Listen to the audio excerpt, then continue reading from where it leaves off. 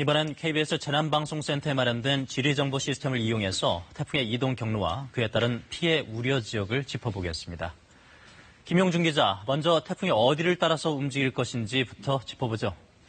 네, 지리정보 시스템을 통해서 한번 알아보겠습니다. 현재 태풍 위치, 바로 이곳에서 제주도 서귀포 동쪽 150km 부근까지 아주 바짝 다가왔습니다. 태풍 마이삭이 구체적으로 어떤 지역을 거쳐가는지 또 한번 살펴보겠습니다.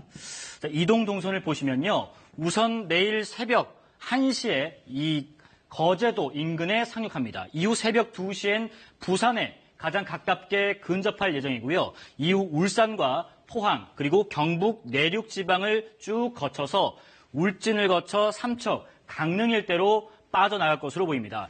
여기서 보이시는 지금 빨간 음영을 한번 잘 보겠습니다. 이 지역이 최대 풍속이 초속 25m에서 45m의 강풍이 부는 곳입니다. 큰 바위도 날려버릴 만큼 매우 강한 바람입니다. 자, 이번 태풍과 비슷하면서 많은 인명피해를 냈던 지난 2003년의 태풍 매미 경로를 보시면요. 자, 지금 이 파란 선이 지난 태풍 매미가 올라왔던 경로고 빨간 점선이 이번 태풍 마이삭의 예상 경로입니다. 태풍 매미 당시 지역별 최대 순간 풍속도 한번 보겠습니다. 자, 지금 보시면 제주 지역 초속 60m, 여수가 초속 50m에 가까웠습니다. 이번 태풍 마이삭의 경우 오후 8시 기준으로 제주시 한경면 고산리의 경우 초속 48.3m, 시속으로는 174km의 강풍이 불었습니다. 이번 태풍 때문에 특히 해안가와 저지대가 위험하다고 하는데 왜 그런 건지, 그렇다면 지역별로 어디가 좀 더 위험할 것인지 이어서 전해주시죠. 네, 먼저 왜 그런지부터 설명드리겠습니다. 지리정보 시스템을 보겠습니다. 자, 여기에 마련된 임의의 지역을 예로 들겠습니다. 해안가인데요. 자, 해안가 지역의 해일과 침수 원리를 간략히 설명드리겠습니다. 바다와 해안 그리고 건물이 보입니다. 이 태풍은 상륙하면서 우선 이 바닷물의 수위를 끌어올립니다. 우리가 보통 태풍의 중심 기압을 몇 헥토파스칼 이렇게 표현하는데 기본적으로 1013 헥토파스칼을 기준으로 그것보다 낮아지면 저기압인데요. 쉽게 말해서 태풍이 지표를 누르는 힘이 약해지는 겁니다.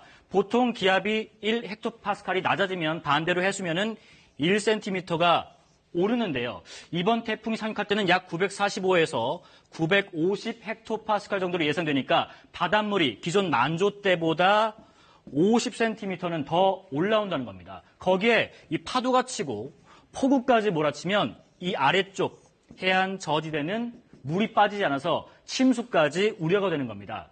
자, 그러면 지리정보 시스템에서 데이터를 기반으로 피해 우려 지역을 좀 더 자세하게 살펴보겠습니다. 먼저 경남과 남해안에 앞서서 강원 양양 지역부터 한번 가보겠습니다.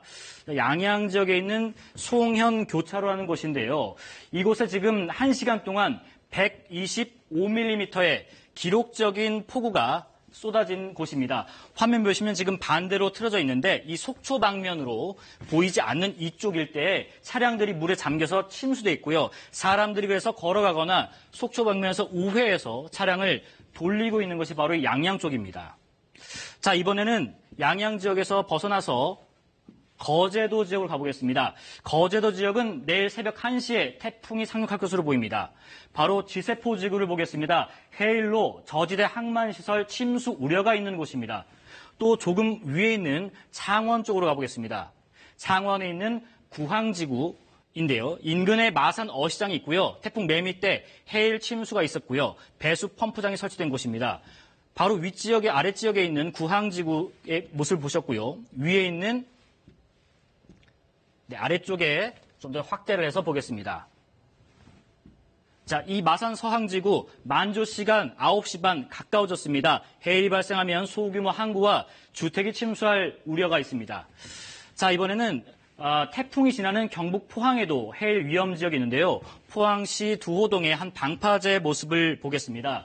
자, CCTV를 잠시 보시면요. 이곳에 오늘 저녁까지도 이 일대에 파도를 구경하러 나온 분들이 보였는데 이런 곳이 바로 위험 지역입니다. 방파제를 넘어서 파도가 들칠 위험이 있는 곳입니다. 자, 마지막으로 삼척으로 가보겠습니다. 삼척 지역 신남항 일대인데요. 이 일대 산림청이 오후 5시에 전국의 산사태 위기 경보를 최고 단계인 심각으로 올렸습니다. 삼척 신남항 지역도 지난해 태풍 미탁 때 여기 보이는 이 산들이 무너지면서 인접마을에 산사태 피해가 있었습니다. 주택이 아예 붕괴된 것도 있고 유출된 토사가 배수로를 막아서 마을 전체가 침수했던 곳입니다. 자, 태풍이 본격 상륙하기 전에 태풍 경로에 있는 지하 주차장 차량들은 모두 빼놓는 게 좋고요.